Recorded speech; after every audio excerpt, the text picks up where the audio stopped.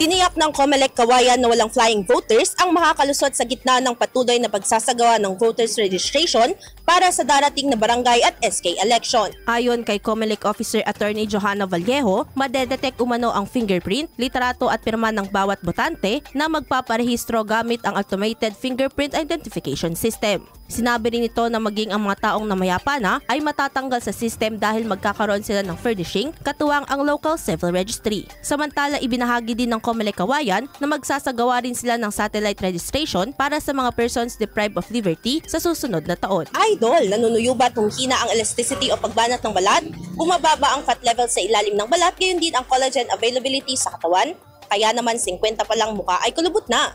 Para mapigilan ang mabilis na pagtanda, mag-DTX 500 na. Pinaparami ang cell regulators gaya ng retinols, peptides at growth factors para sa collagen metabolism and production. Sa DTX 500, hindi lang balat mo ang magiging makinis kundi ang selula ng iyong buong katawan. Para maging healthy, mag-DTX 500 palagi. Para sa IFM News, ako si Idol Sena Mariakdang, Idol! IFM News.